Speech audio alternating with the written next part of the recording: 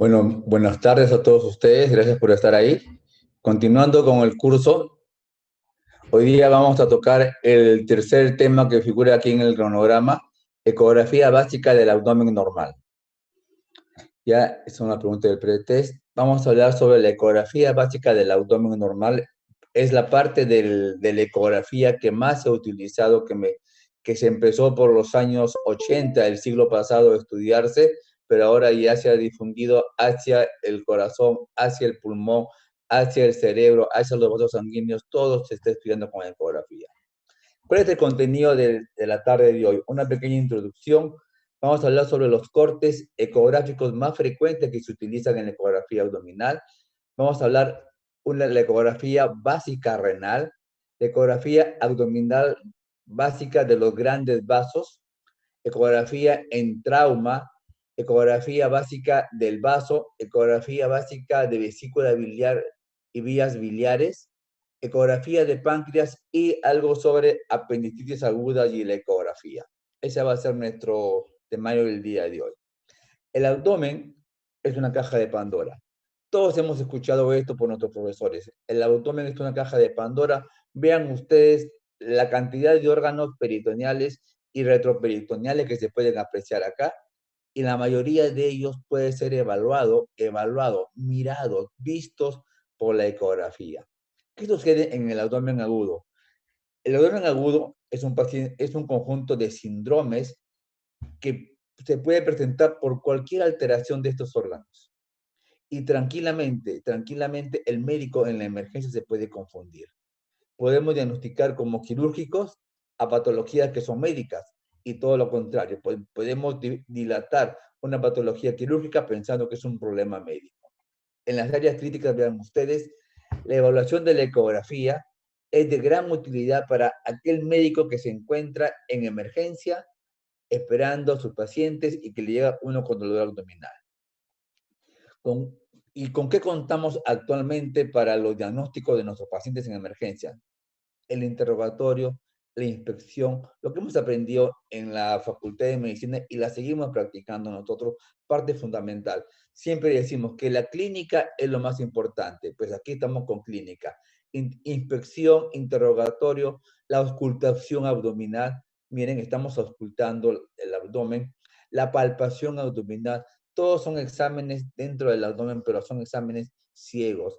A través de lo que ocultamos, a través de lo que palpamos, nos estamos orientando hacia lo que puede pasar adentro en el abdomen, y con lo que nos cuentan nuestros pacientes también nos estamos tratando de llegar a un diagnóstico. Pero tenemos una herramienta nueva ya desde hace muchos años que nos sirve para ver lo que está pasando dentro del abdomen, para ver directamente los órganos en tiempo real. Vean ustedes, a diferencia de la radiografía, a diferencia de la ecografía, perdón, de la tomografía, que son exámenes fotográficos, la ecografía es un examen en tiempo real, donde nosotros estamos viendo cómo funciona, cómo se mueven los órganos dentro del abdomen. Esa es la entrada que tenemos con la ecografía, y la otra ventaja grande, que la está haciendo el médico tratante que está evaluando al paciente. Por lo tanto, el concepto que hablamos en la clase pasada de ecografía crítica se usa también para evaluar el abdomen de los pacientes. ¿Cuáles son las indicaciones más frecuentes de una ecografía abdominal? Dolor abdominal agudo, en trauma abdominal, una masa abdominal que se puede palpar, en hematuria, en anuria, para descartar abscesos intraabdominales, en situaciones en que hay una distensión abdominal, en la sospecha de algún tumor, de algún cáncer. Importante la ecografía abdominal para evaluar la volemia, el estado hemodinámico del paciente, y también para evaluar cómo responden nuestros pacientes a la administración de volumen que le estamos administrando. Esas son las mayoría de las indicaciones para las cuales se usa la ecografía abdominal. Vamos a ver ahora los cortes o vistas que usamos con el traductor para ver el abdomen desde la superficie. Vean ustedes el corte o vista transversal. Vean ustedes acá cómo se está colocando el traductor transversal al abdomen, a la pared abdominal. Y aquí tenemos nosotros el esquema.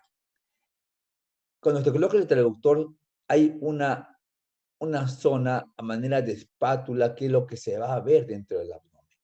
Esto de acá es la proyección de los ecos en un plano y vamos a observar todo lo que está a través de este plano y se puede mirar en la pantalla de nuestro monitor.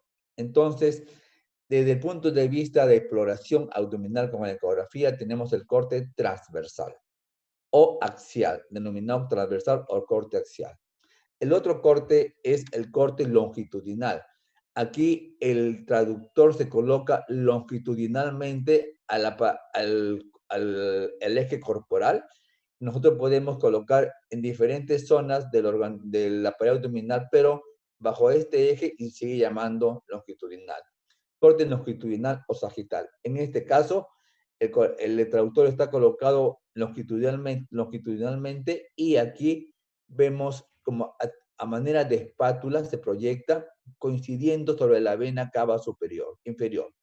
Y como es un examen dinámico, esto es lo que se ve en el examen dinámico. Vemos la vena, vemos el hígado y la vena cava en movimiento real, en tiempo real, algo muy importante para la evaluación funcional de los diferentes órganos.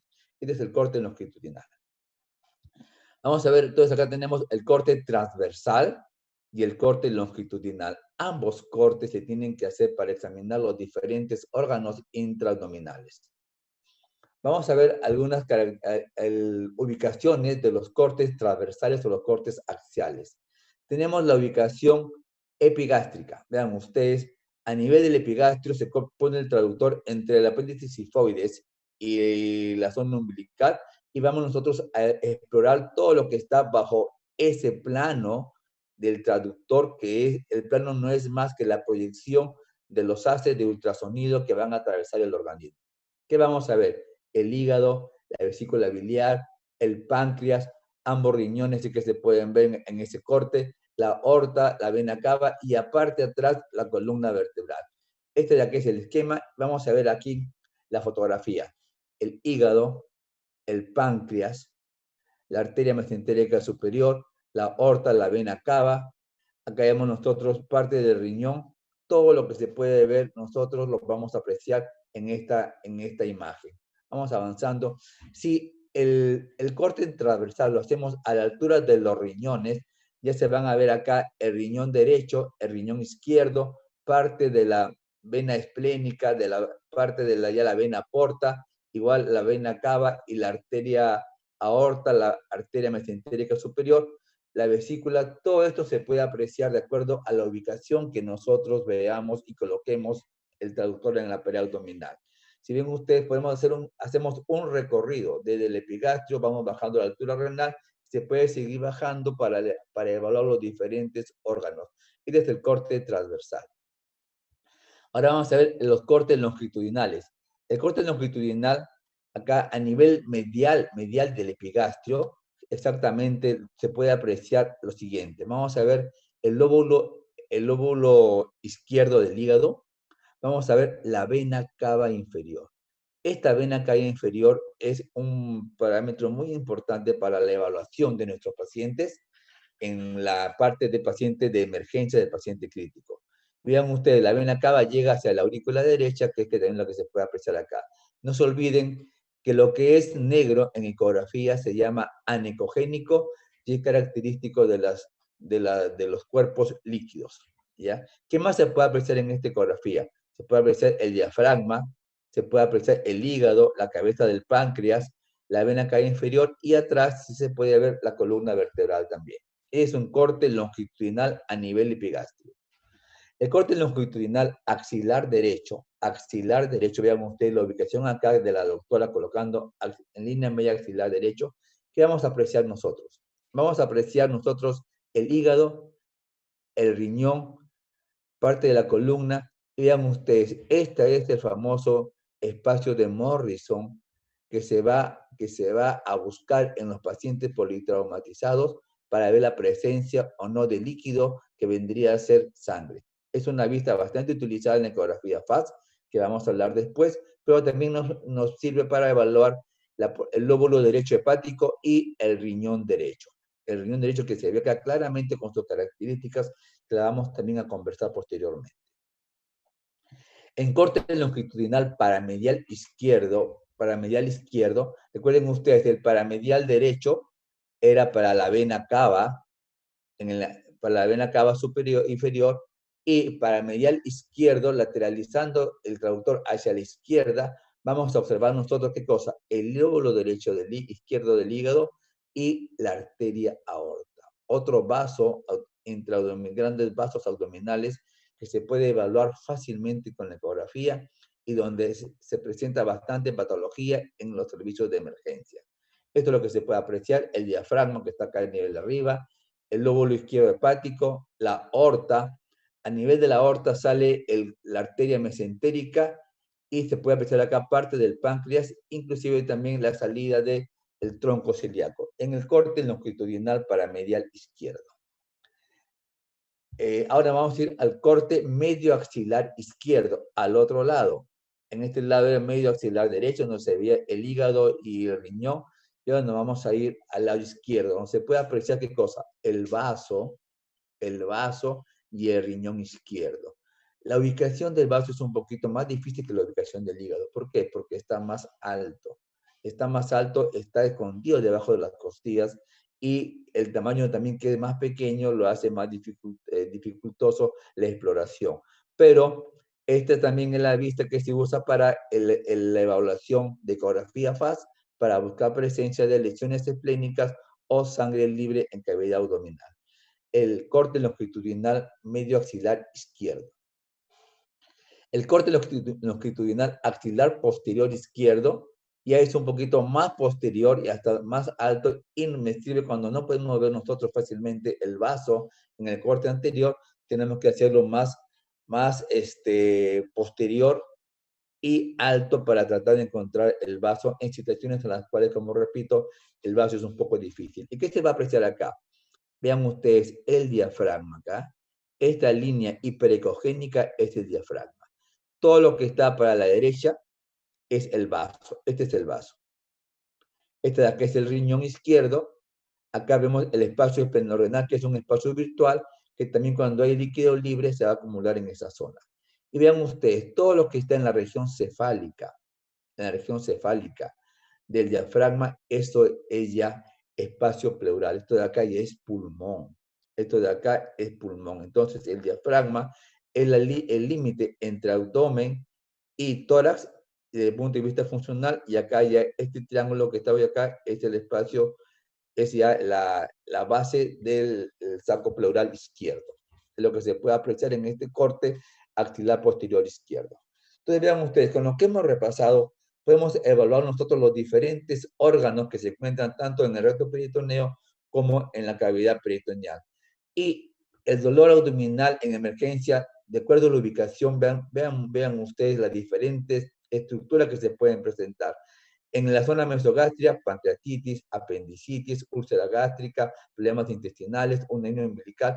Y así es importante que nosotros hagamos un examen abdominal completo en un paciente que presenta dolor abdominal para tratar de identificar cuál es la alteración. Y vamos a ver en los diferentes tópicos que están a continuación lo que se puede encontrar en estos pacientes.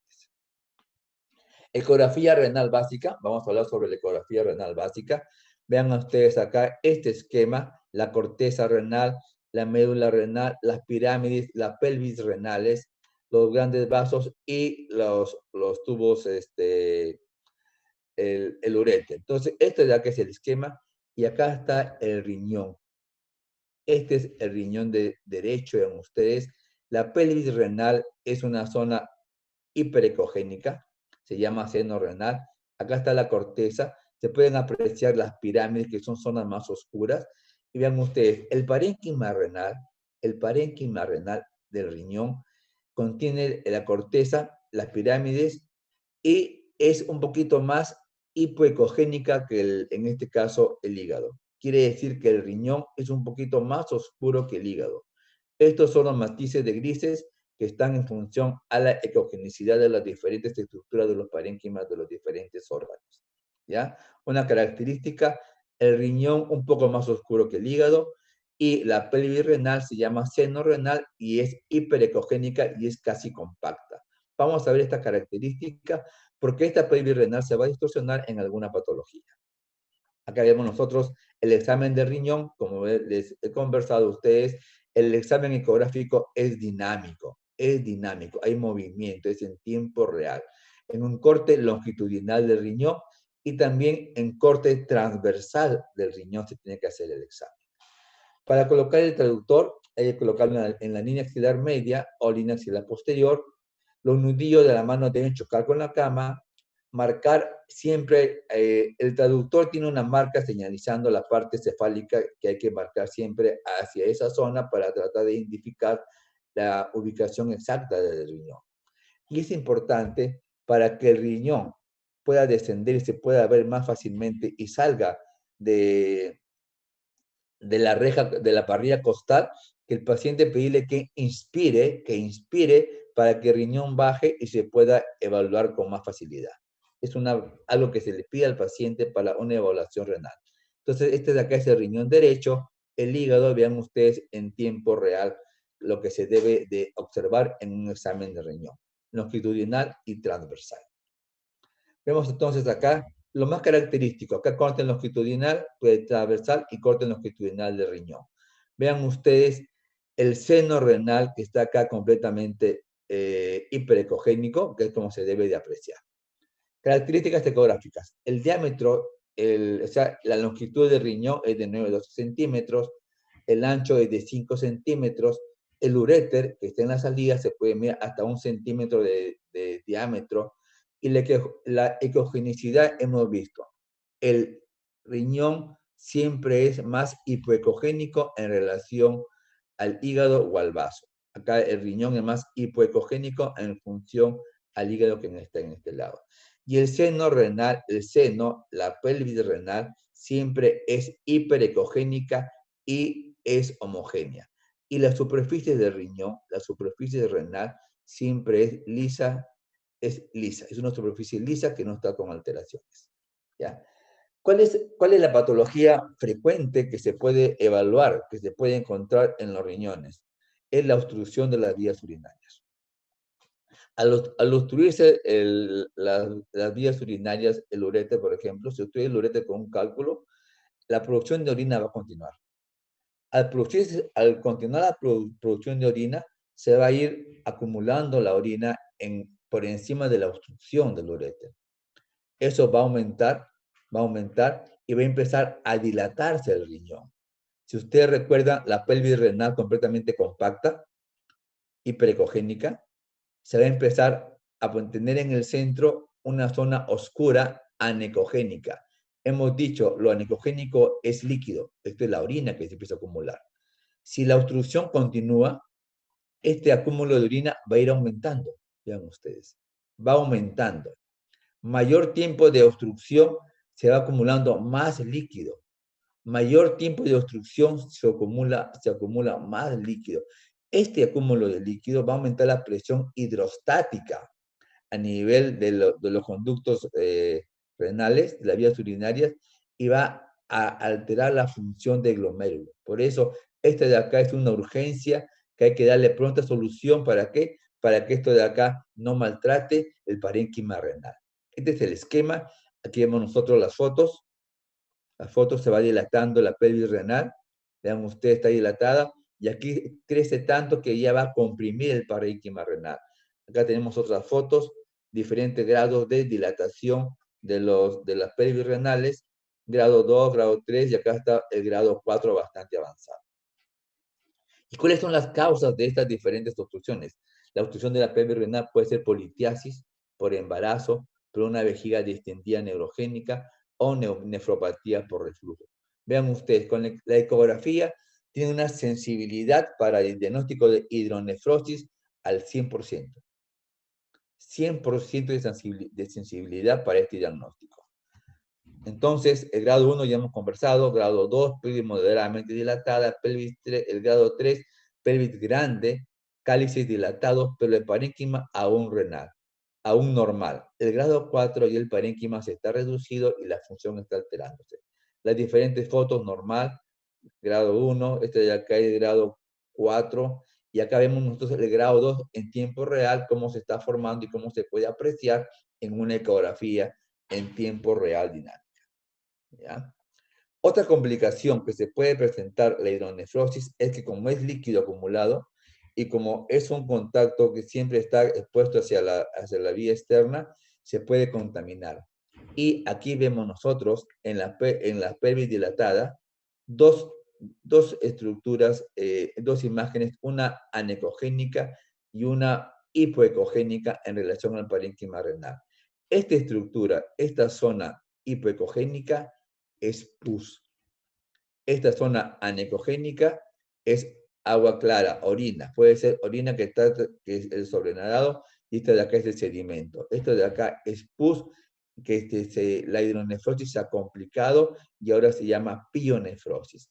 Esta dilatación con formación de pus es lo que va a producir una sepsis al paciente, una septicemia, un shock séptico, lo va a complicar y nos puede complicar toda la existencia de nuestro paciente. Es una urgencia que hay que darle pronta solución.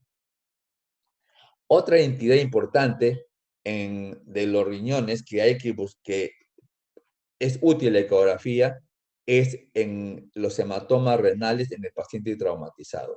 Vean ustedes, aquí cuando la laceración del riñón es superficial, una laceración que va solamente a la corteza, una laceración que ya entra hasta la zona medular, una laceración que entra ya hacia los vasos sanguíneos y una laceración, un estallamiento renal.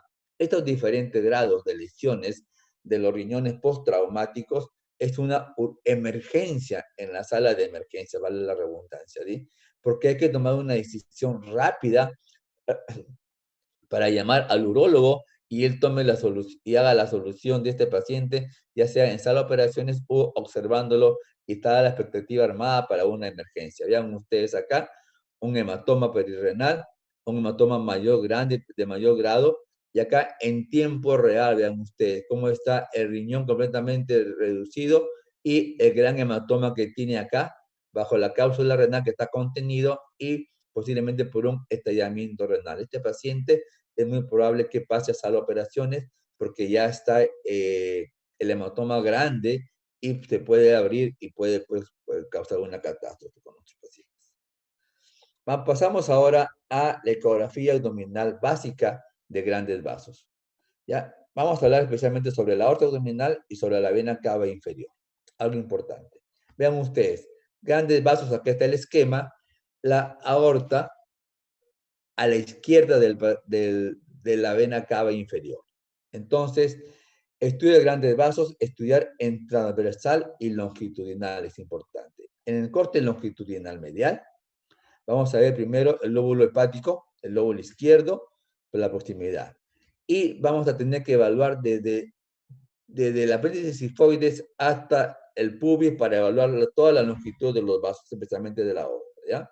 Vemos acá nosotros la aorta, que está siempre a la izquierda de la vena cava inferior, y este de acá es la vena cava inferior. Como les digo, el examen de ecografía es un examen dinámico, y vean ustedes acá cómo se va a apreciar la aorta, perdón, la vena cava inferior en este examen de ecografía de grandes vasos abdominales. Si nosotros ponemos el traductor en la línea media, en la línea alba, inclinamos, vean ustedes, la inclinación, o sea, dirigimos el haz de sonido hacia la derecha, vamos a ver la vena cava inferior. Si dirigimos el haz de ultrasonido hacia la izquierda, vamos a ver la arteria aorta. Colocando el traductor en el centro, orientando el haz de sonido hacia la derecha, vena cava, y hacia la izquierda, arteria aorta. Eso es lo que quiere decir esta transparencia, ¿sí? Y vean ustedes, la arteria aorta está siempre a la izquierda de la vena cava inferior. Muy bien. Vemos acá entonces la arteria aorta, hemos dicho acá, la arteria aorta en una fotografía, acá está el lóbulo izquierdo del hígado. Aquí vemos nosotros la emergencia de la arteria mesentérica superior, y este de acá es el tronco celíaco que está por encima, cefálico, a la salida de la arteria mesentérica superior. Es importante, muchachos, que cuando ustedes hagan ecografía van a repasar bastante anatomía, ¿ya? Pero la van a ver, y la van a ver en dinámico. Vean ustedes acá abajo, por ejemplo. Esta es la aorta. ¿Pueden ver la aorta cómo está latiendo? Todos ven que la aorta está latiendo. Y acá sale acá una estructura anecogénica que sale hacia la parte superior y después recorre paralelamente a la arteria aorta. Esta es la arteria mesentérica superior. Y más cefálico, la arteria mesentérica superior, sale otra estructura anecogénica que es el tronco celíaco. Entonces, eso es lo que podemos evaluar nosotros. Hay la famosa trombosis de arteria mesentérica, se pueden observar aquí en esta incidencia, ¿ya? Este de acá es el estudio de la aorta. Entonces, la arteria aorta se observa ecográficamente anecogénica, alargada, paredes paralelas, no se deprime con la compresión del traductor y tiene latido si ustedes la observan con calma. Está separada ligeramente del hígado, acá vean ustedes el hígado y unas estructuras que son las paredes arteriales que la van a separar fácilmente del hígado. Pueden observarse las arterias que parten de ahí, que hemos conversado ya, la arteria mesentérica y el tronco ciliaco. Ahora la vena cava inferior. Por las características de las venas, las paredes son más finas, por eso se aprecia como que tuviera un contacto más estrecho con el hígado. Vean ustedes. Por lo tanto, también si ustedes observan acá arriba, la luz, o sea, en la sangre en la arteria es un poco más ecogénica que la sangre que se aprecia en las venas, que es más anecogénica. ¿Por qué?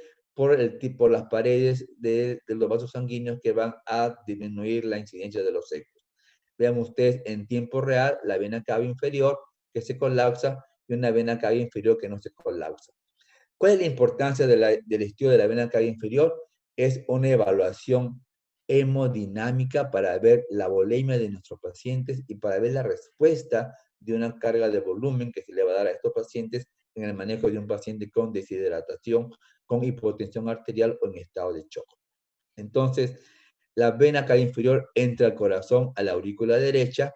Si ustedes comprimen, se va a deprimir y también tiene un colapso inspiratorio espontáneo, que es lo que se observa cuando el paciente está muy hipovolémico. ¿Y qué cosa es este vaso sanguíneo que llega a la aorta? Este de acá son las venas suprahepáticas. La vena suprahepática llega a la vena cava inferior para vertir la sangre hacia la aurícula derecha. Bien, vamos avanzando. Ahora, el estudio de grandes vasos en corte transversal es importante. Estos de acá han sido cortes longitudinales. Ahora vamos a hablar sobre los cortes transversales. Vean ustedes, acá tenemos la arteria aorta, la vena cava, la arteria mesentérica y la vena porta, y acá está el páncreas. Un corte transversal epigástrico. Acá tenemos nosotros en tiempo real ya un corte transversal.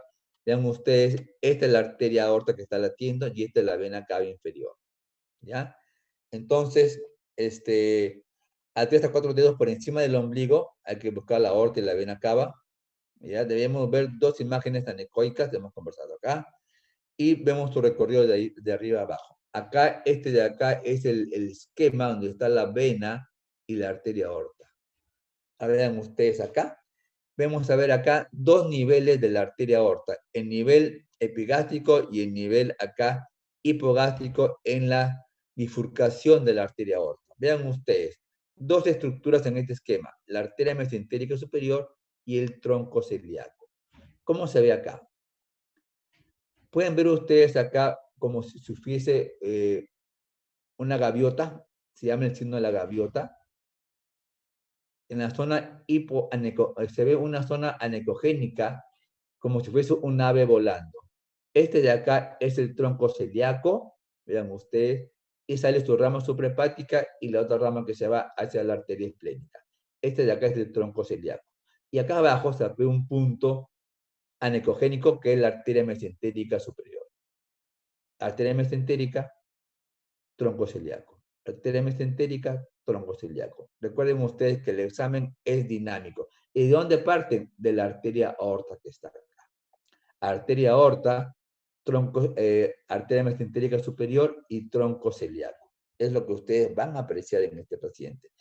Y si vamos bajando con el traductor, vamos bajando, vamos a encontrar la bifurcación de la arteria aorta. Y vean ustedes, sigan la arteria aorta, salen dos. Uno, vamos bajando, y se divide en dos arterias. las arterias ilíacas. Acá está. La división de las... Ese es el examen completo de la arteria aorta. Desde arriba ve el tronco celíaco, la mesenteria superior, estas son las renales que también se pueden apreciar, y la bifurcación en las arterias ilíacas que ustedes las están viendo muy bien ahí.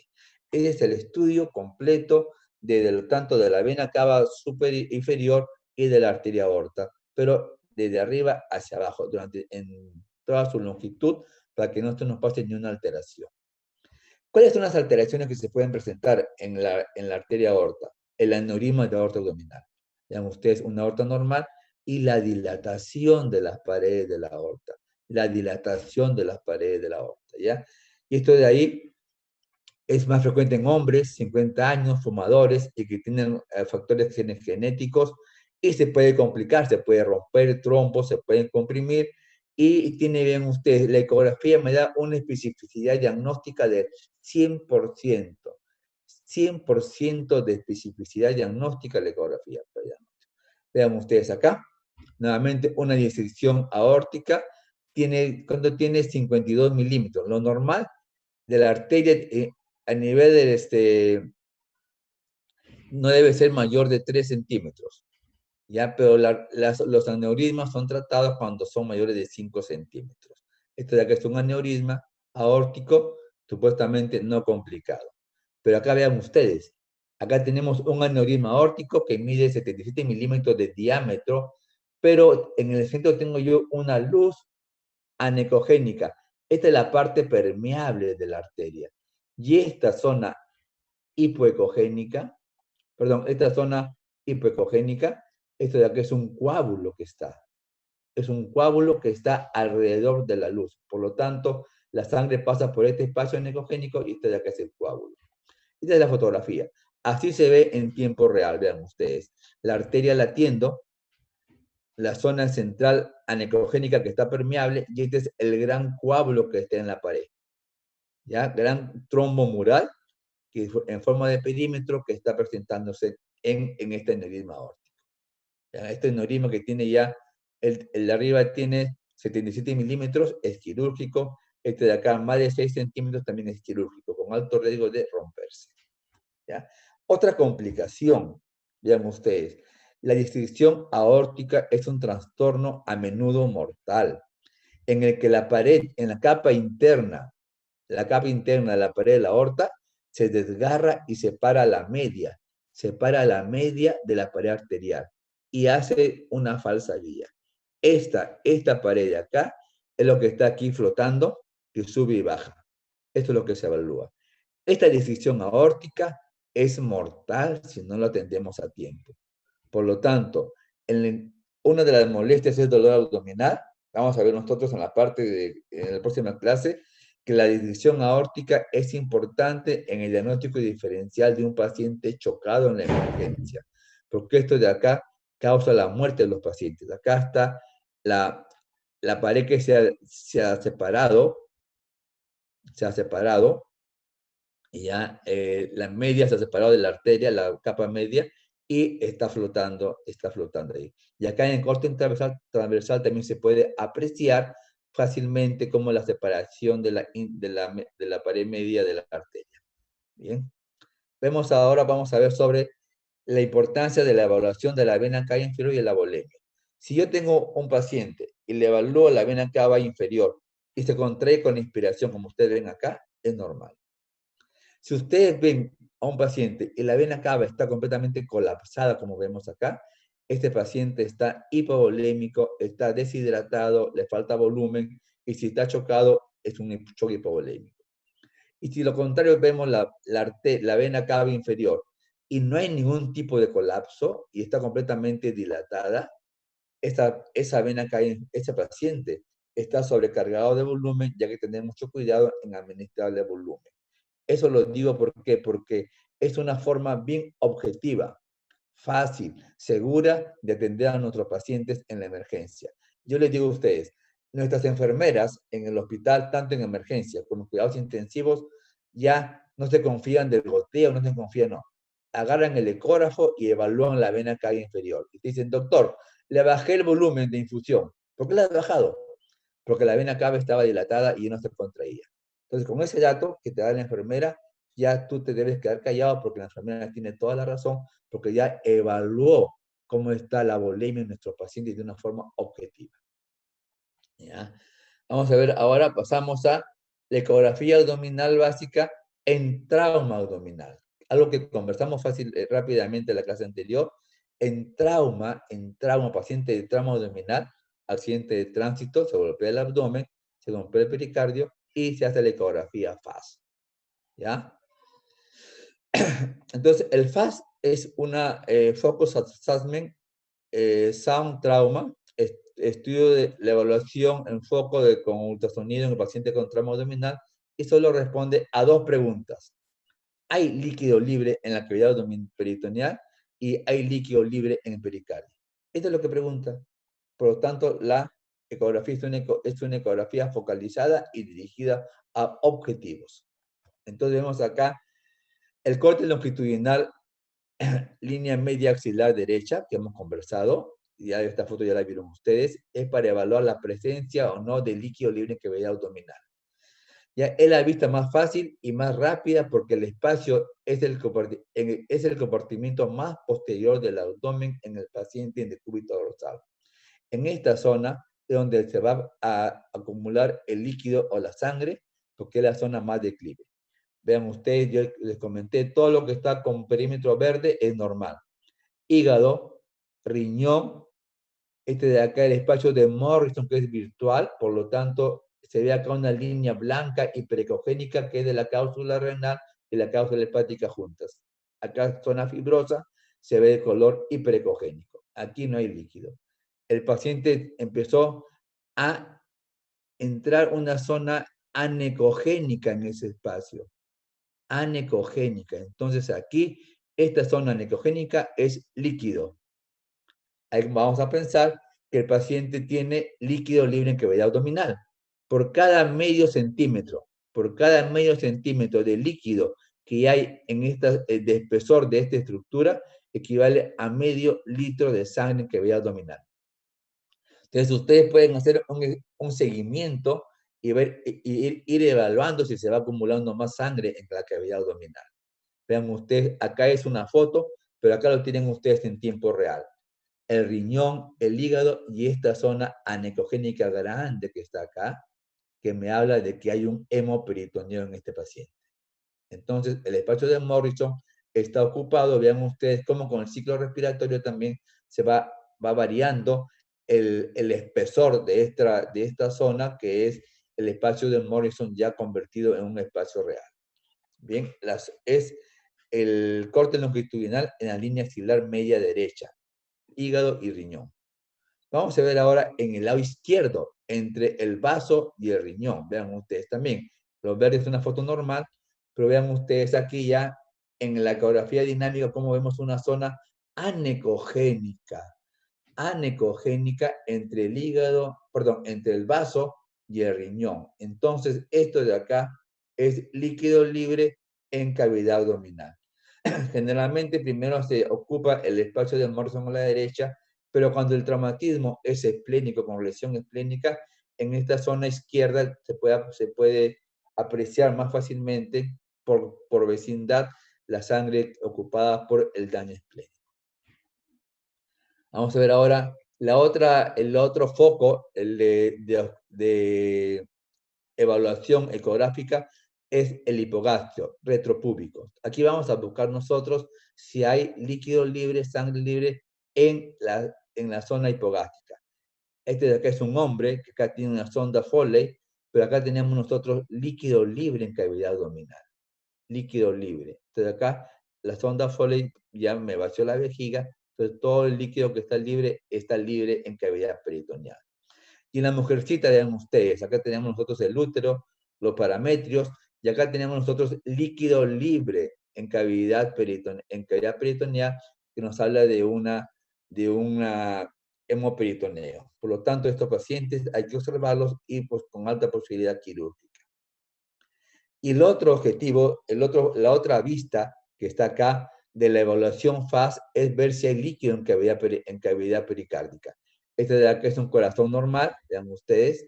Si yo estoy mirando de abdomen hacia el corazón, lo que va a estar más cerca del traductor va a ser el hígado, vean ustedes. Aquí es el hígado. Aquí está mi traductor. Aquí está mi traductor. El corazón queda todavía arriba. Por lo tanto, el corazón va a estar acá, primero el hígado, pero no veo nada de líquido entre el hígado y el corazón. Aquí no hay ni una zona anecogénica, como ven ustedes acá. Vean ustedes acá. Hígado, este de acá es el diafragma, y aquí vemos nosotros el corazón, pero entre ambos vemos nosotros que hay, este es el pericardio, perdón, entre ambos hay una zona anecogénica, y la zona anecogénica es líquido libre en cavidad pericárdica. Y todavía ustedes pueden ver acá en el interior unas estructuras ecogénicas, que son los coágulos que se están formando ya de fibrina, por el que esto de acá es un hemopericardio. ¿Ya? Acá vemos una foto igual donde hay líquido libre en cavidad pericárdica. Corazón normal, no hay derrame pericárdico. Corazón, este de acá hay una efusión pericárdica. En un paciente post-trauma es hemopericardio. ¿De acuerdo? Entonces, la ecografía FAS me va a detectar líquido libre o sangre en cavidad abdominal y saco pericárdico. Vamos avanzando. Vamos a hablar acerca del vaso. La ecografía abdominal, vamos a hablar del vaso algo rápidamente. Este es el vaso, también un examen dinámico.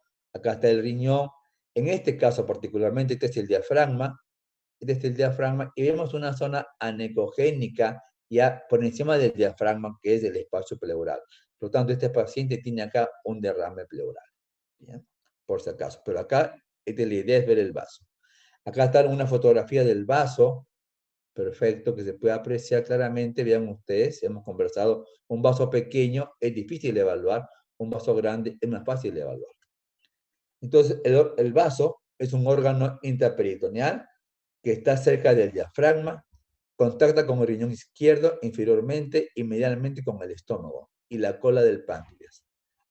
La arteria esplénica se origina en el tronco celíaco que va a irrigar a este vaso. La vena esplénica sale del vaso en el ilio y confluye con la vena mesentérica superior para formar la vena porta, que la vamos a ver posteriormente. Vean ustedes, es un órgano subcostal, como les dije, puede ser muy pequeño y está rodeado de aire, por eso que en el vaso normal es difícil a veces evaluarlo, porque primero es pequeño, está debajo de las costillas, y segundo, que el ángulo esplénico del colon tiene aire y el aire siempre nos va a robar ecos para la apreciación adecuada del vaso. Entonces, buscarlo en corte longitudinal en la línea axilar media a la altura de la 9ª o 10ª costilla y hacer cortes longitudinales y cortes transversos. Siempre todos los órganos se van a examinar en cortes longitudinales y cortes transversos. El paciente debe estar en decúbito supino o en decúbito lateral derecho e igual pedirle que inspire para que baje, para que descienda el vaso y quede libre de las costillas para que pueda ser evaluado. Acá tenemos un vaso en tiempo real que se está evaluando, ¿ya?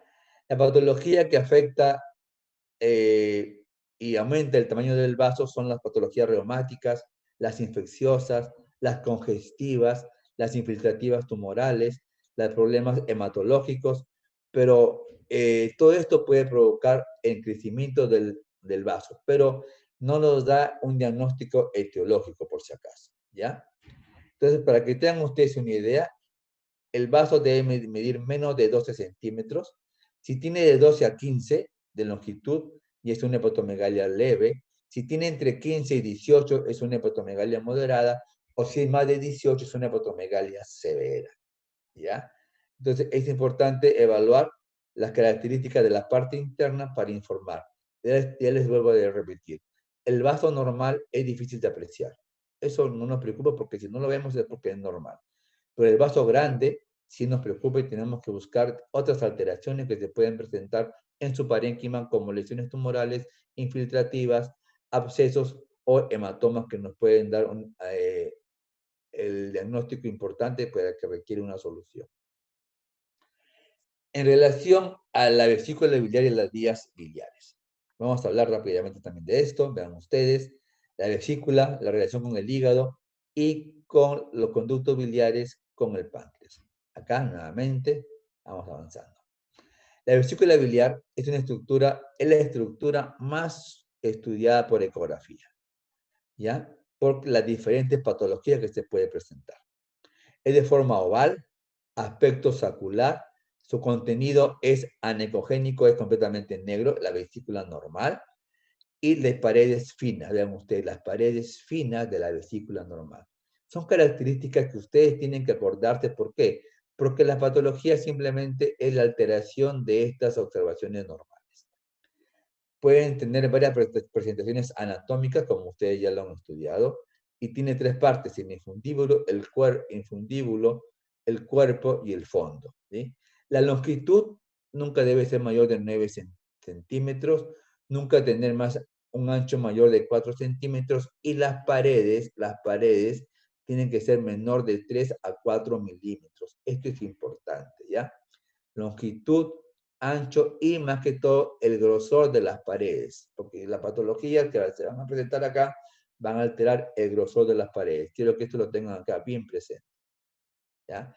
En relación a las vías biliares, es importante las vías biliares. Se dividen en intrahepáticas y las vías biliares extrahepáticas. Vemos acá las extrahepáticas. Este de acá, el conducto hepático izquierdo, conducto hepático derecho, el conducto hepático común, el conducto cístico, se unen y se forman el colédoco. Estas son las vías hepáticas extrahepáticas, ¿ya? Las vías biliares extrahepáticas están acá. Ya, ¿oí?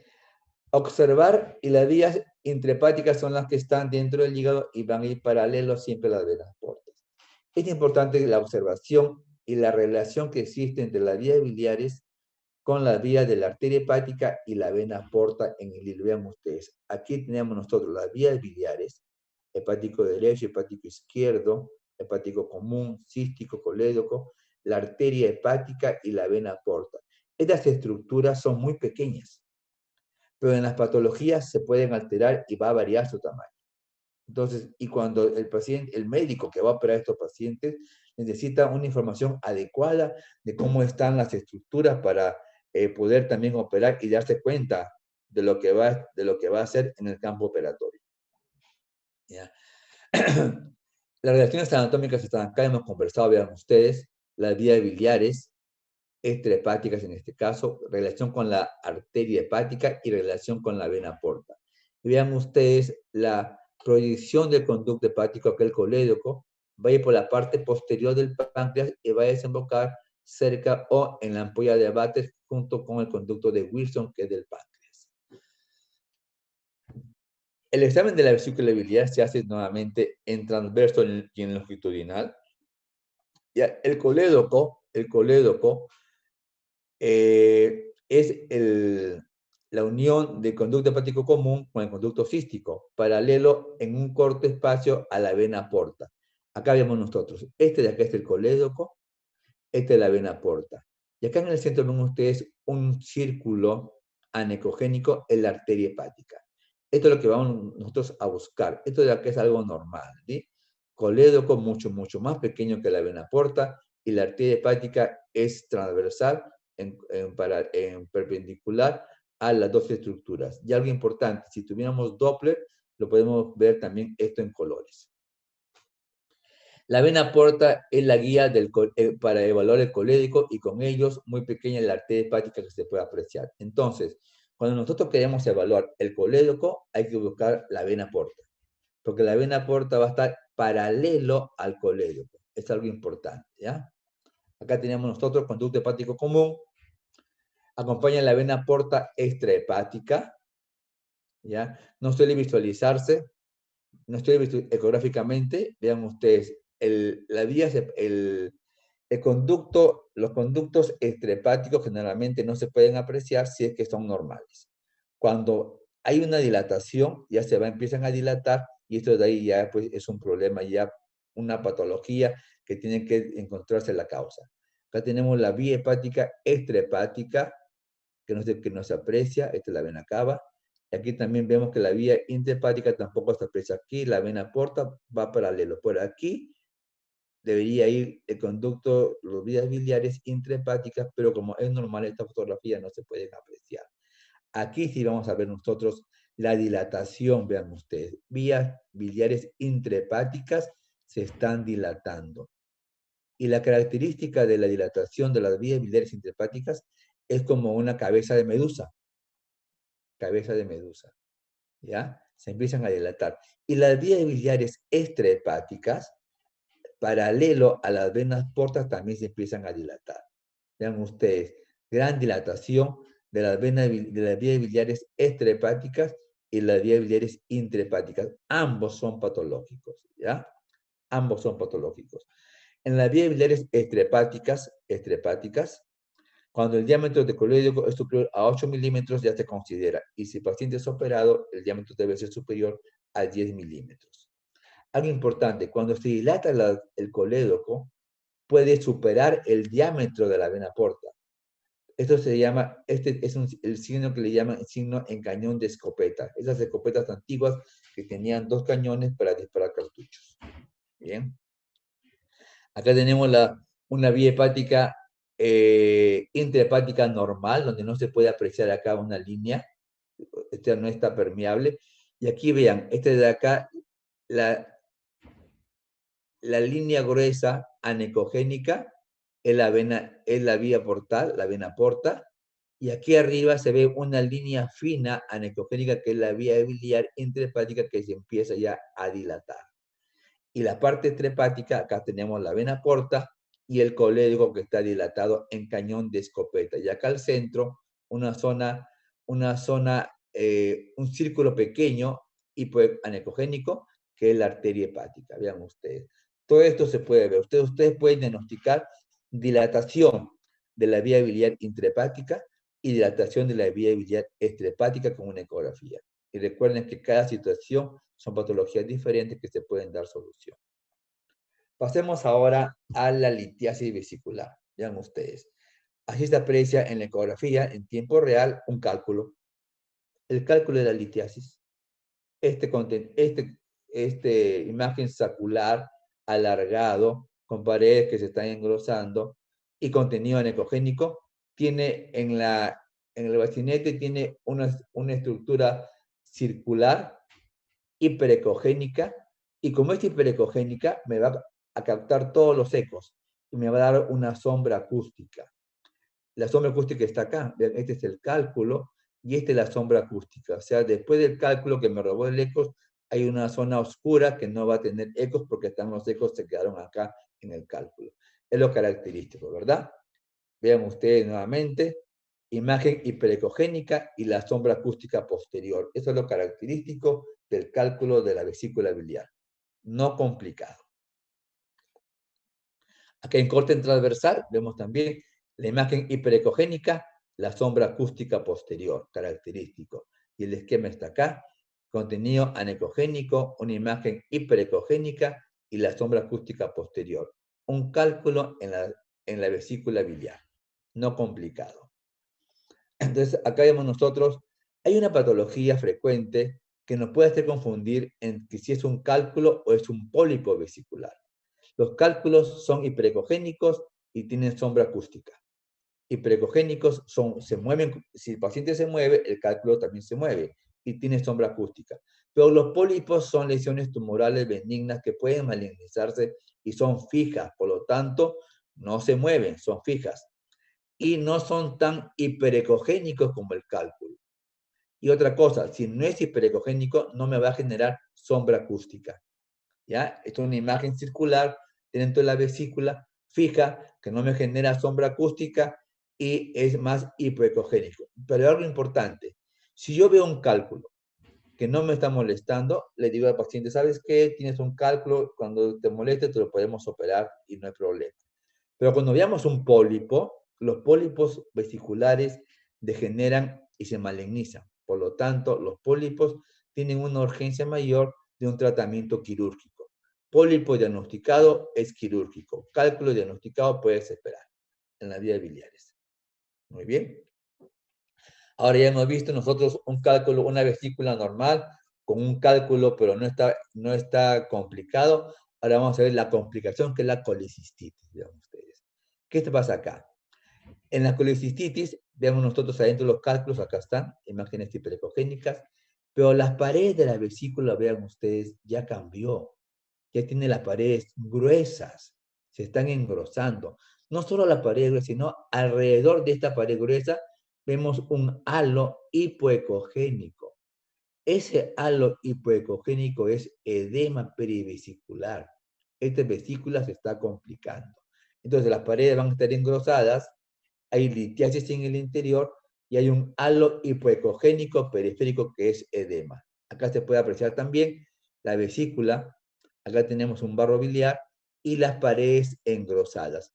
¿Recuerdan ustedes cómo estaba la pared en una vesícula normal? Era fina, menor de 4 milímetros. Esta debe medir por lo menos unos 8 o 9 milímetros aproximadamente.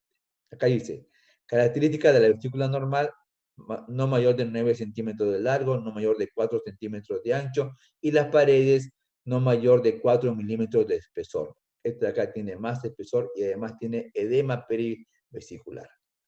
Nuevamente, aquí tenemos el cálculo y el engrosamiento de la pared. Por lo tanto, este paciente con esta vesícula, si tiene dolor abdominal, debe ser operado. ¿Por qué? Porque ya hay una colicistitis, hay una inflamación de la vesícula.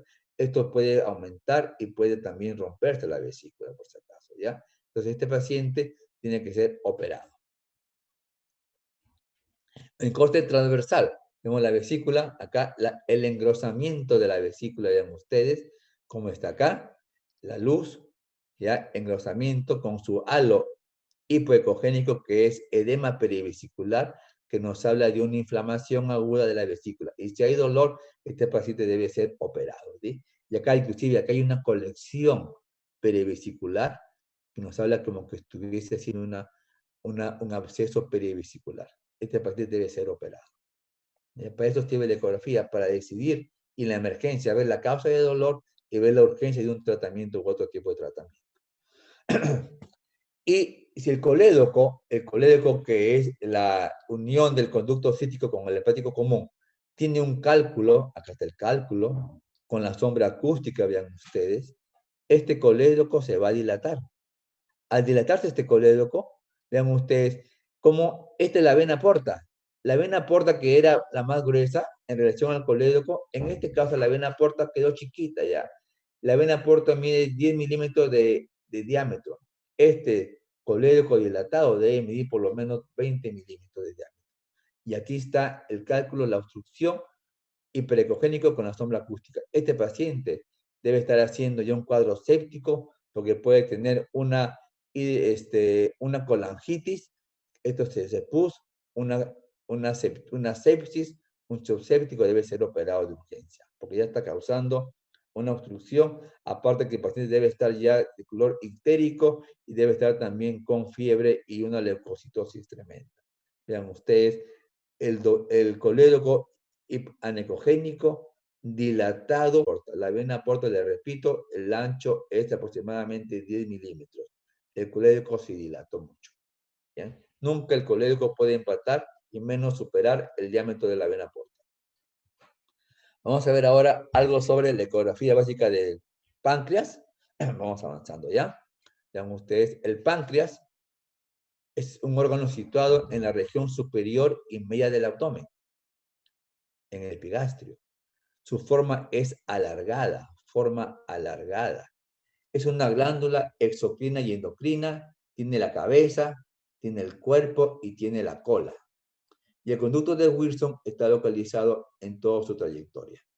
Y el colédoco, digamos, el colédoco atraviesa la glándula de arriba hacia abajo y por la parte posterior externa llega a la ampolla de Vater, la papila de Vater. ¿Ya? Este de acá es la característica. Por eso cuando se obstruye acá el colédoco a este nivel, puede también complicar el conducto de Wilson y causar un éxtasis de la producción exócrina del páncreas y causa la pancreatitis aguda. El páncreas está rodeado de los siguientes órganos. Está posterior al hígado, este es el hígado, acá está el páncreas. ¿Ya? Y anterior a la arteria aorta. Esta es la arteria aorta.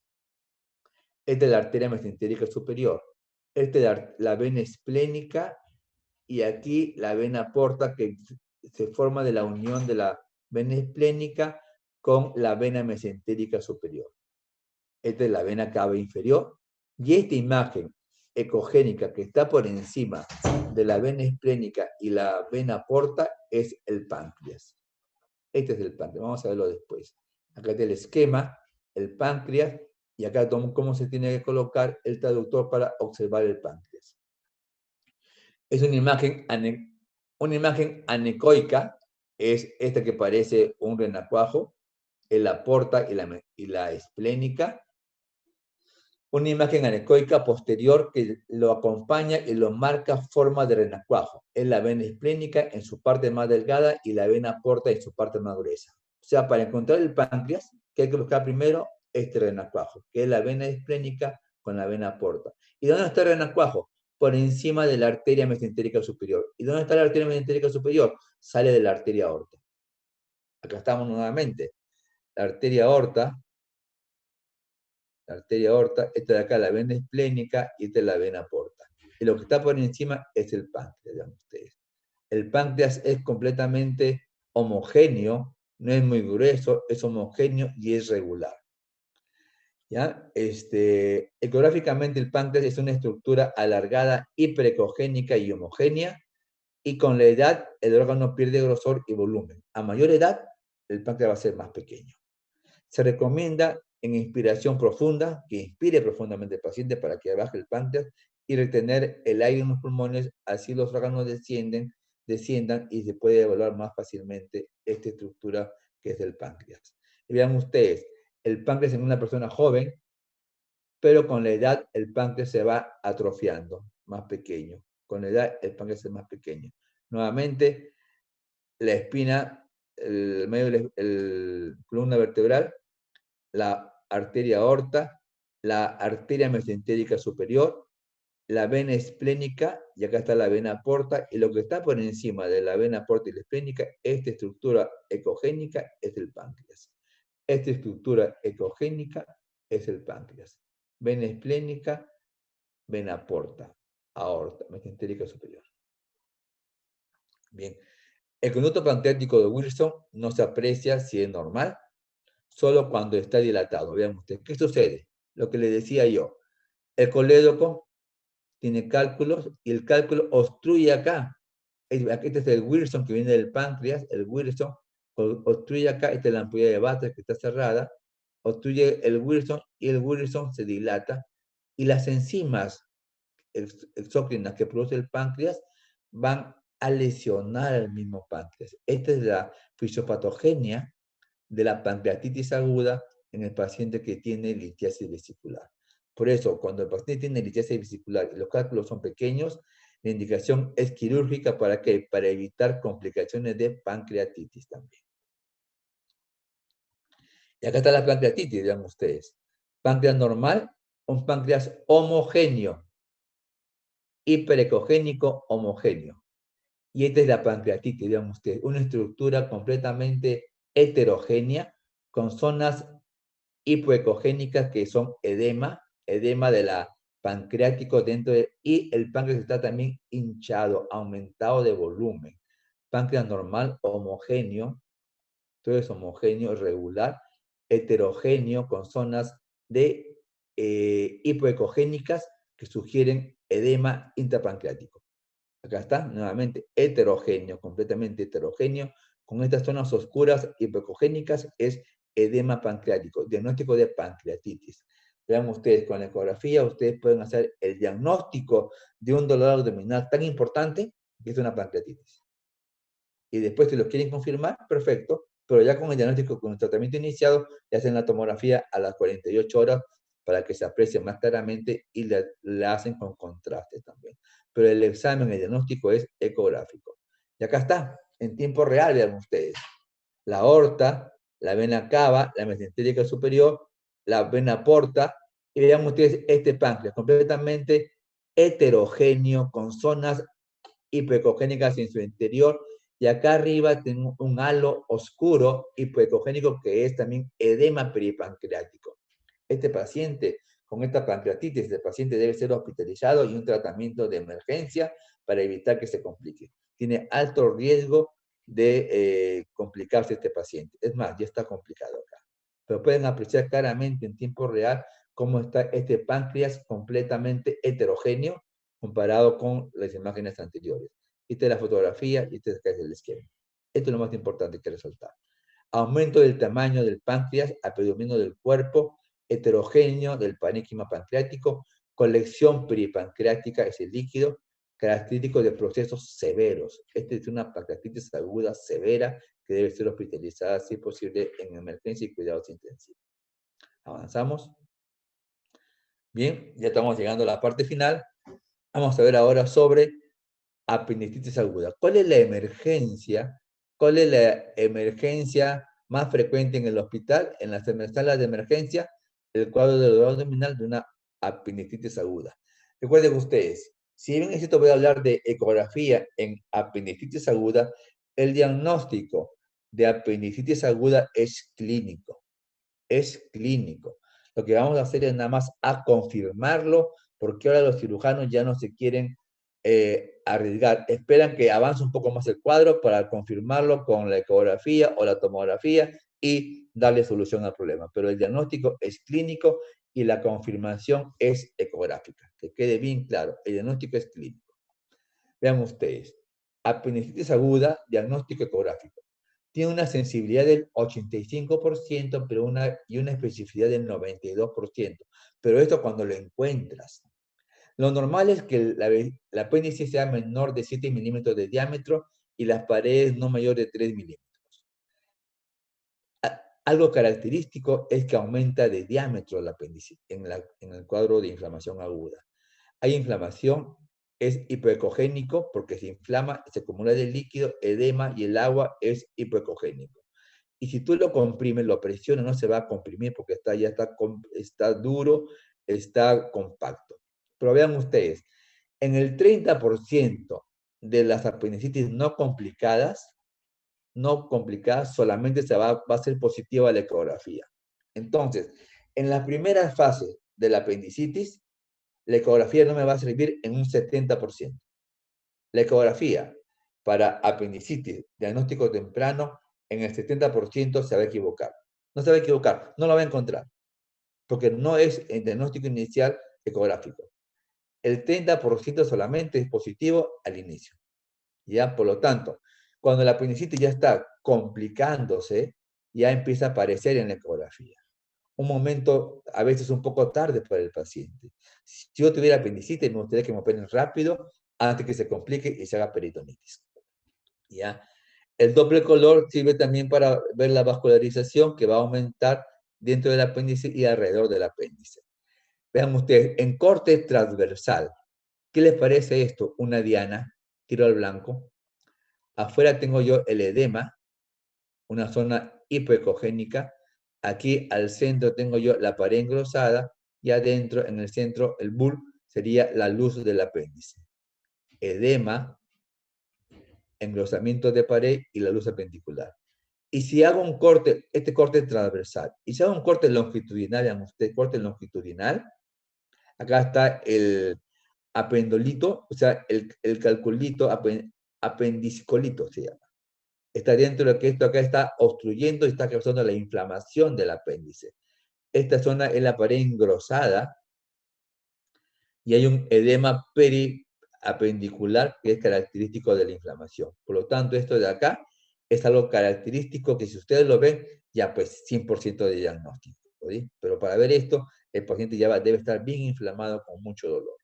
Vean ustedes acá en tiempo real, como vemos nosotros acá el apéndice en corte transversal, así se ve, cómo se va, cómo tenemos el edema periapendicular y el engrosamiento de la pared. ¿Cuánto tiene de diámetro? 11 milímetros. ¿Cuánto tenía que ser? Menor de 7 milímetros. 11 ya tiene, entonces es un diagnóstico completamente confirmado. Y en el corte longitudinal, vean ustedes, pero acá igualito la pared engrosada y gran edema periapendicular. Entonces, este de acá es lo característico que se puede apreciar en el cuadro apendicular y con esto pues no hay ninguna duda, tiene que ser operado el paciente antes que se siga complicando. Entonces, Lo característico en la ecografía para apendicitis aguda es mayor diámetro de 7 milímetros, las paredes no mayor de 3, mayor de 3 milímetros, hallazgo por eco está aumentado el diámetro, está inflamado, está hipoecogénico oscuro y no se comprime con la compresión con el traductor. Eso de ahí es lo característico e importante que nosotros podemos encontrar en la ecografía de apendicitis aguda para hacer el diagnóstico en la emergencia. Bien, acá está. Nuevamente ya son fotografías. Igualmente, diámetro apendicular de 13 milímetros, mayores hasta 7. Aumento de la ecogenicidad de la grasa adyacente al apéndice, acá está. Aumento del lumen apendicular, acá está el lumen apendicular aumentado. El apendicolito, acá está. Imagen ecogénica con sombra acústica del apendicolito, acá está. Y esto de acá no es más que el diagnóstico confirmado y listo para operar de un cuadro de apendicitis aguda. Bien, eso es lo que yo he querido resumirlos. Realmente el tema es una introducción nada más hacia la ecografía abdominal normal, con el único objetivo de que ustedes vean la importancia y la necesidad de utilizar la ecografía en emergencia para muchos de los diagnósticos que hemos conversado.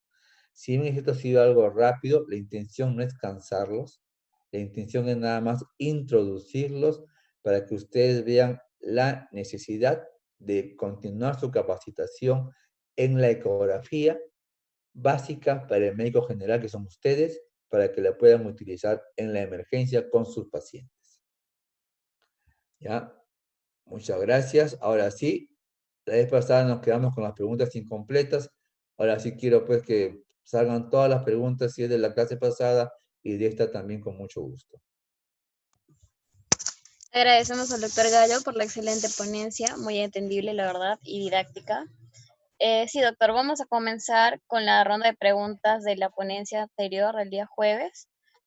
Y dentro de ellas tenemos, ¿en qué casos puede fallar la ecografía y qué diferencias hay entre una ecografía 2D, 3D, 4D y 5D?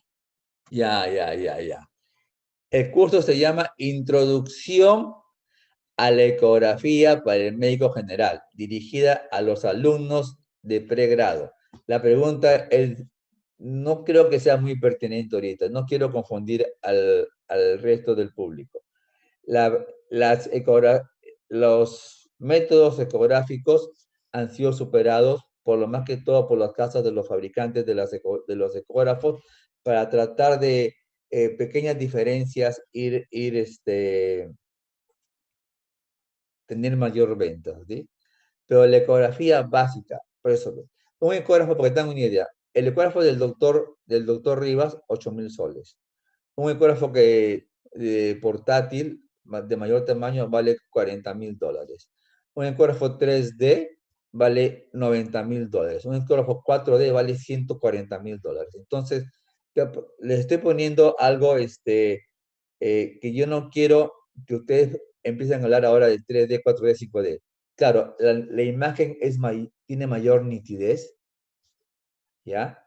Yo solamente tengo mi ecógrafo y trabajamos en el hospital con 2D, no tenemos ecografía 3D, solo tienen 3D los ginecólogos, ya son detalles para verle la carita, para ver algunas malformaciones congénitas en la edad fetal. Pero con 2D, señores, con 2D es lo más básico y es lo que necesitamos. No es el momento de hablar de 3D ni de 4D, que son ya cosas que acá en Pira no sé si habrá algún ecógrafo 4D. De repente los que venden ecógrafos pueden entenderlo, pero en el hospital solo tenemos un ecógrafo 3D de ginecología y lo usan para ver malformaciones congénitas en el feto. Eso es lo que te puedo decir. Nosotros quedémonos solamente en 2D. Después hay los modos, que es el modo M, que no he querido hablarles, ni nada de lo que sea Doppler, con las justas lo he mencionado en alguna parte, pero no es el objetivo del curso. No hablemos solamente, quiero lo más básico. Quiero que ustedes sientan que la ecografía es fácil. Quiero que ustedes sientan que la ecografía está al alcance de nosotros, de todos ustedes. Y quiero que ustedes sientan que han perdido tiempo y no han aprendido ecografía en los años que llevan de estudiando. Es cierto, estamos a tiempo, y hoy, como les comenté, yo aprendí a mis 50 años de edad, aprendí ecografía recién. Ustedes tienen promedio 20, 25, menos de 25, tienen todo el futuro para aprender ecografía. Empecemos por lo más básico. Siguiente pregunta. Perfecto, doctor. La siguiente pregunta es, ¿tiene repercusiones a largo o corto plazo el uso de la ecografía? Es una característica muy importante y la pregunta es muy pertinente, muy pertinente. Una de las diferencias de la ecografía con la radiografía y la tomografía es la irradiación que tienen las personas. Porque tengan ustedes una idea. Una radiografía simple te da una cantidad de radiación. Una tomografía te puede radiar el equivalente a 300 a 500 radiografías simples. Pero la ecografía produce ultrasonido. Eso no hace ningún daño. Tú puedes repetir la ecografía las veces que sea necesario. La única observación para la ecografía es cuando hacemos nosotros el examen del nervio óptico, ¿ya? En el paciente que tiene traumatismo encefalocraniano. Cuando hacemos el examen del nervio óptico, sí hay que bajar la intensidad del ultrasonido para una teórica lesión que se puede presentar en el nervio óptico. Es lo único por lo cual tenemos una limitación. Para lo demás, sin ningún problema, la ecografía la puedes realizar las veces que deseas y sin ningún problema. Ni para el que hace el procedimiento, ni para el paciente. No hay ningún problema.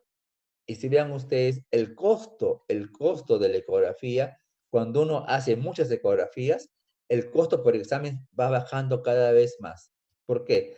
Porque lo repites y en emergencia, en el paciente con shock, en el paciente que está delicado, ustedes tienen, la pregunta pasada fue del shock séptico. En el paciente con shock séptico se hace ecografía cada media hora. El ecógrafo está al costado del paciente. Es un monitoreo ecográfico del paciente. Pero eso, ¿qué cosa nos va a servir? Que nuestro tratamiento va a ser adecuado y los resultados van a ser buenos. Esa es la diferencia. Bien, doctor. Otra pregunta casi similar dice, se habla mucho de las ventajas de la ecografía, pero ¿cuáles son sus desventajas y cómo podríamos minimizarlas? ¿Importa mucho la calidad o marca del ecógrafo? Ya, bien, bien. Vamos a hablarte sobre las ventajas, que ya hemos hablado de algunas. Lo importante es lo que se llama focus, ¿sí? Es la atención donde esté el paciente. Con los ecógrafos portátiles tú llegas al paciente. ¿Ya? La oportunidad de un diagnóstico oportuno. La importancia del diagnóstico médico dependiente, o sea que el médico que quiere la ecografía lo va a hacer en ese momento. No hace daño, ya está exento de algún daño tanto para el que lo realiza como para el paciente que hemos conversado, ya, y tú lo puedes repetir las veces que deseas, ya. La única desventaja que veo yo es el costo. Pero si lo comparo con un tomógrafo, si lo comparo con un resonador, si lo comparo con los monitores invasivos que hay, el costo, como repito, a medida que se hacen más exámenes, el costo va a bajar. Y la pregunta, ¿depende del equipo para ver la resolución de la imagen? Bueno, esa es una realidad, ¿sí? Hay ecógrafos que son muy antiguos, que ya no tienen buena resolución, que te ayudarían para algo muy sencillo, pero cuando ya ustedes quieren un poco una imagen más fina, una imagen más objetiva, más real, más clara, más nítida, necesitan un ecógrafo mejor. El ecógrafo de Jaime Rivas, del doctor Rivas, es bueno. Con eso hemos salvado la vida de muchos pacientes, porque nos hemos dado cuenta de la patología y hemos pasado después al otro ecógrafo convencional donde se podía apreciar mejor. Pero él con su ecógrafo celular, él ha diagnosticado aneurismas, ha diagnosticado hipovolemias, ha diagnosticado infartos agudos de miocardio, ha diagnosticado neumotórax con ese ecógrafo de la mano. Entonces, sí sirve, sí sirve. ¿Qué tiene que ver? Sí. Ustedes tienen que ver siempre una segunda opción para tener una visión más nítida. Pero la primera visión que dieron este ecógrafo de poca nitidez es la visión que le salvó la vida al paciente.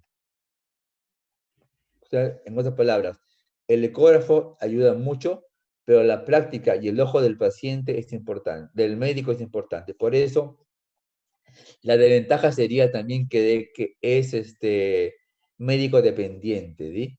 O sea, si el que va a realizar la ecografía tiene que tener bastante experiencia para que la imagen sea más real y más verdadera.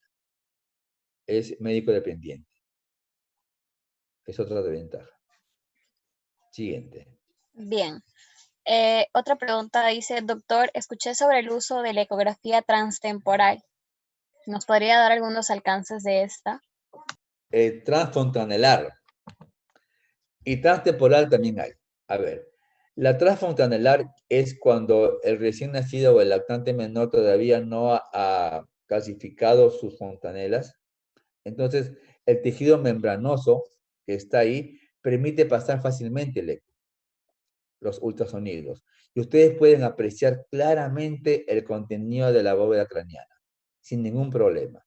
Por eso las ecografías en los recién nacidos es bien fácil para los neonatólogos, porque tienen una gran ventana acústica que pueden mirar todo el interior de la bóveda craneana.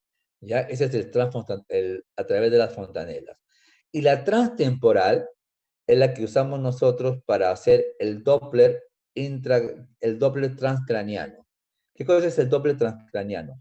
Es un examen que se usa Doppler, ¿ya? Es otra técnica de la ecografía Doppler, en la cual ustedes a través del hueso, el ultrasonido atraviesa el hueso y podemos explorar las arterias del polígono de Willis. Y podemos estudiar nosotros si es que hay hipertensión endocraniana de una forma directa, inclusive si hay aneurismas de las arterias intracerebrales y otras patologías vasculares dentro de la cavidad craneana. Ese es el Doppler, la ecografía transtemporal, y la otra era la transfontanelar, a través de las fontanelas o de las suturas, que todavía no están clasificadas. Gracias, doctor. ¿Cuáles son las tres patologías hipoecogénicas más frecuentes? Hipoanecogénicas. Entonces, Hipoaneco. sí, lo anecogénico es líquido.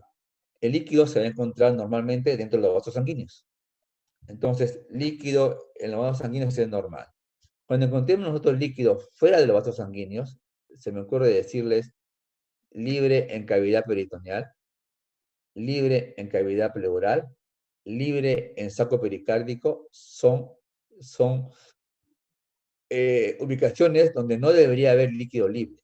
El ejemplo más práctico de esto y que tuvimos mucha experiencia fue con el dengue. Si ustedes recuerdan, el dengue se caracteriza porque en un momento hay gran efusiones, sale líquido y se pierde hacia los espacios corporales. Entonces, encontramos líquido acítico, encontramos derrames pleurales, encontramos líquido libre en saco pericárdico. Son ubicaciones de imágenes anecogénicas patológicas.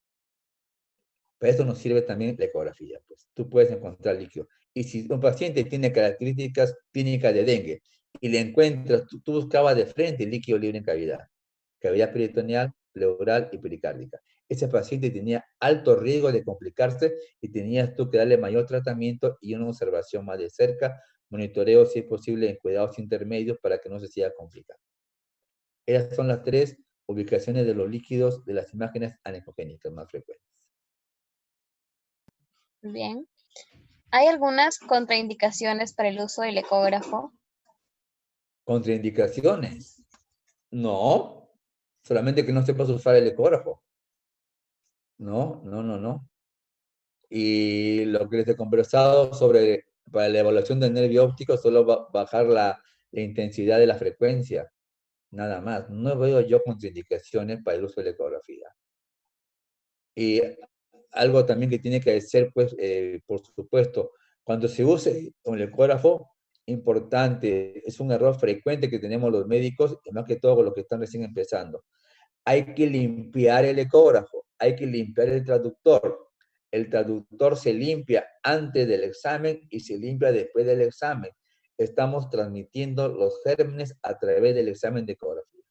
Esa es una una observación frecuente en los médicos jóvenes y de emergencia que por la rapidez, por el apuro, o porque todo el mundo quiere usarlo y después se va corriendo y no lo limpian el equipo. Y el equipo es fuente de contagio de enfermedades infecciosas. Eso sí. Bien, otra pregunta un poco más dirigida. En caso de un paciente con colangiocarcinoma intrahepático, ¿hay posibilidad de lograr ver el tumor en la ecografía? Sí, sí, sí, sí se ve, sí se ve. Eh, Dentro de la clase me parecía que iba a ser muy larga y como hígado hemos visto cada rato y se va a seguir viendo, no he tocado hígado, pero sí, los tumores hepáticos se aprecian en el hígado, en la ecografía hepática. Las metástasis se aprecian en la ecografía hepática. Es más, es lo primero que uno va a encontrar y de ahí ya le pide el examen que siga adelante, que puede ser una tomografía con contraste o una resonancia con contraste. Pero el examen donde sale más rápido los tumores, tanto hepáticos como esplénicos, es en la ecografía. Como hemos visto, la esplenomegalia, hay que buscar no solamente el tamaño del vaso, sino también infiltraciones esplénicas. Igual en el hígado, las infiltraciones esplénicas. ¿Sí? Hay patologías frecuentes en el hígado, muy frecuentes en nuestro medio, que es la cirrosis hepática y el hígado graso. Realmente voy a mejorar esta clase porque esto tendría yo que haberlo dicho. Porque acá en Piura tenemos nosotros bastante patología hepática. Tenemos bastante hígado graso en gente joven. Hemos realizado en la Universidad Nacional, en alumnos de primer año de medicina, no, primer año de la universidad, porque fue de todos los programas. Y el 15% de los alumnos del primer año de la Universidad Nacional de Piura tenían hígado graso ya. Muchachos entre 17 y 20 años. Si a esa edad ya tienen hígado graso, cuando tengan 40, 50 años pueden tener ya posiblemente cirrosis hepática. Entonces, sí se puede ver en el hígado las lesiones de carcinoma, las lesiones metastáticas de otro tipo de tumores, se pueden ver hígado graso, se puede ver cirrosis hepática fácilmente. Bien, gracias, doctor. Otra pregunta. ¿Cuáles son las características ecocardiográficas de un neumotórax? A ver, la pregunta no la he leído bien o no la he escrito bien. Porque si voy... Ah, no, sí puede estar bien hecha la pregunta. Características ecocardiográficas de un neumotórax. Sí, así dice Ya, la pregunta. sí, es una pregunta bastante bonita. La pregunta es así. Tiene que ser un neumotórax a tensión. ¿Ya? El neumotórax a tensión tiene una característica importante, que eso se va a tocar en la última clase de nosotros. Pero voy a responderla. El neumotórax a tensión eh, el espacio pleural está ocupado por aire y me va desplazando, me va empujando todo el mediastino hacia el lado contralateral. Si me desplaza el mediastino hacia el lado contralateral, lo va empujando, entonces los vasos sanguíneos que llegan al corazón, en este caso la vena cava, la va a ir también desplazando y la va comprimiendo. Entonces no va a llegar un buen flujo sanguíneo hacia el corazón. El paciente tiene un shock obstructivo. El shock obstructivo es a consecuencia de qué? De que el corazón no se está llenando en forma adecuada de volumen sanguíneo. No, el corazón no está enfermo, sino que no le llega sangre al corazón. ¿Por qué? Porque me desplazó tanto el mediastino que me dobló, me presionó la vena cava y no permitía que entre el aire hacia el aire, no, la sangre hacia la aurícula derecha. Esa es la alteración ecocardiográfica en un neumotórax. ¿Sí?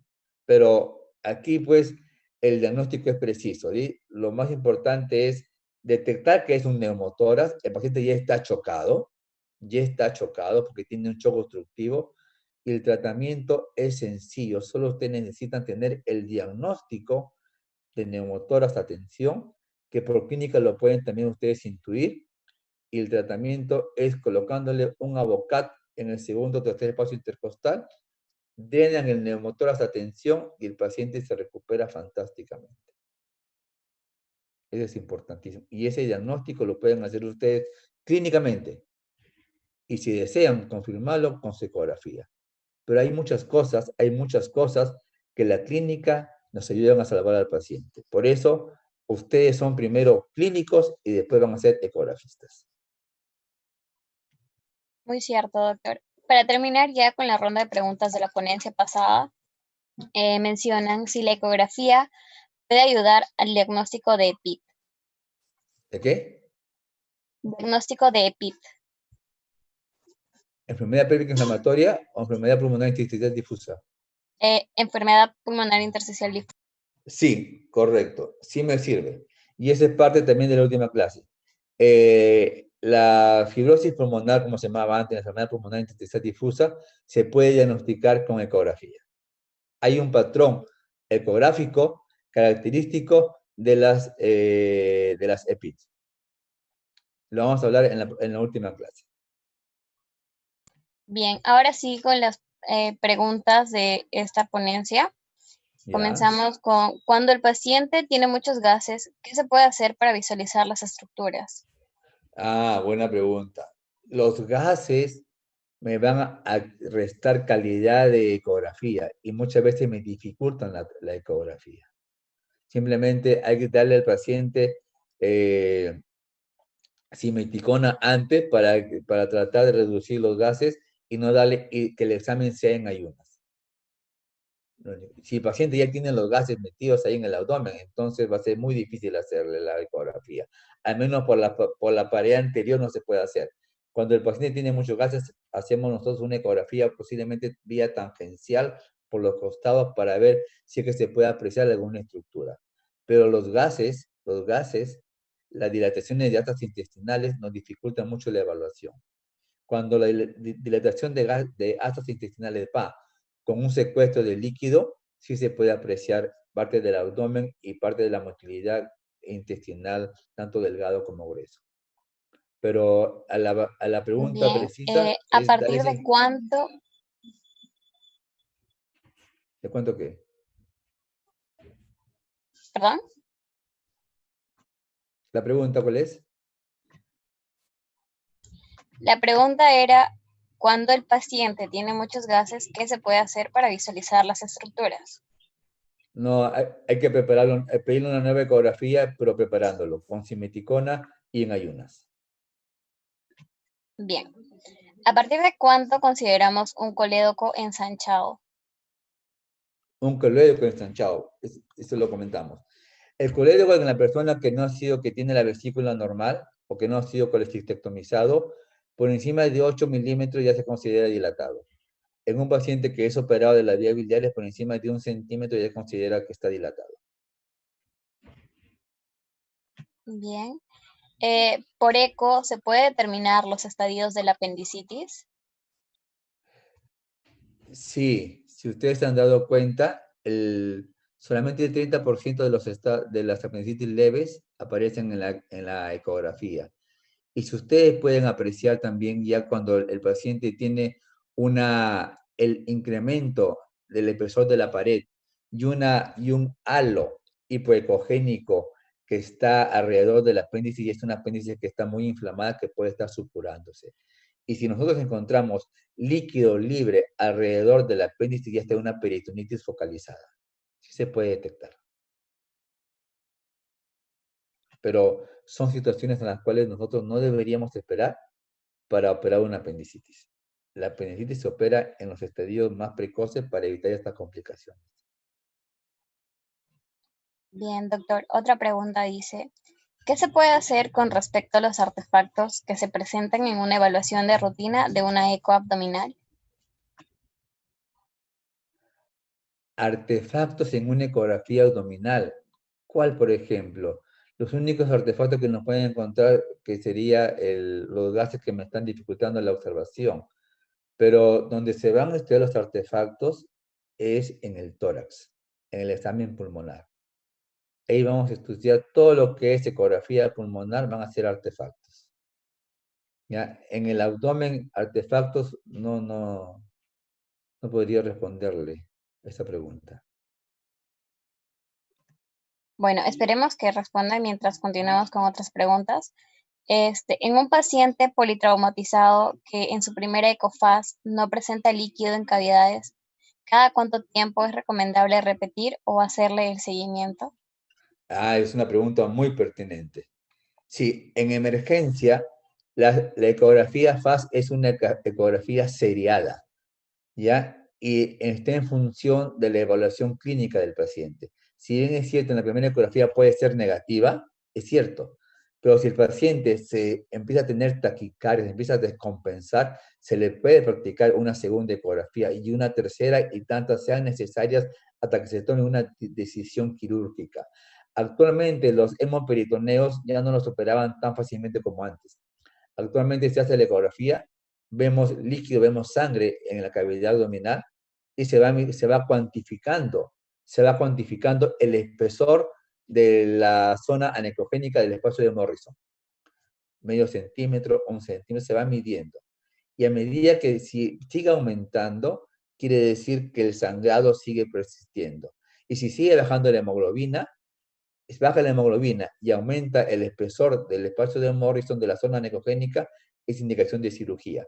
El tiempo de intervalo entre cada ecografía se hace en función al estado clínico del paciente. Puede ser cada hora al inicio o cada 4 horas posteriormente. Pero sí, una sola ecografía fácil y que sea negativa no me descarta de ninguna manera de que el paciente no tenga un abdomen agudo de necesidad quirúrgica. Bien, doctor. Otra pregunta, y ya finalizando, nos dice, en una paciente embarazada, ¿hay un límite de toma de ecografías para el control prenatal? No, no. El límite lo pone el ginecólogo de acuerdo a su programación que tiene. Ellas tienen protocolizado, creo que eso es cada 3 meses y al final cada mes. Eso no te lo podría decir yo, no manejo la ecografía obstétrica. Pero contraindicación para hacerle, si tú deseas que te hagan todas las semanas, te puede hacer todas las semanas. ¿Ya? No hay ninguna, no te va a hacer ni un daño al feto ni a la madre. Ya, pero ya los ginecólogos, los ginecobstetras tienen protocolizado cada cierto tiempo hacer la ecografía y si es que tiene alguna patología, algo que les preocupa, pues acortarán el tiempo de intervalo entre cada estudio ecográfico. Bien, doctor. Excelente ponencia. Gracias por resolver nuestras dudas. Ya creo que no hay más dudas en el grupo de YouTube. Le agradecemos nuevamente por su disposición. Esperamos poder contar con usted para la siguiente ponencia que sería el día martes. Yo quisiera pedirle solamente a los participantes que por el día martes revisen por favor, anatomía del corazón.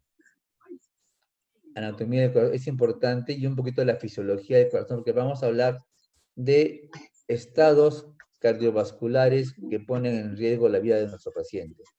Y para que ustedes puedan comprender lo que vamos a buscar en la ecografía, tienen que recordar, repasar, por favor, la anatomía cardíaca y la función cardíaca. Eso les pido. Bien, doctor. De todas maneras, vamos a hacerles acordar a los participantes que revisen la parte de anatomía y fisiología del corazón. Y nuevamente, gracias por la ponencia. Ok, a ustedes muchas gracias. Bien, para los demás chicos, los participantes, se les recuerda que vamos a pasar en estos momentos a los grupos de WhatsApp el link del pase de lista final y a su vez va a estar adjuntado el link de la trivia.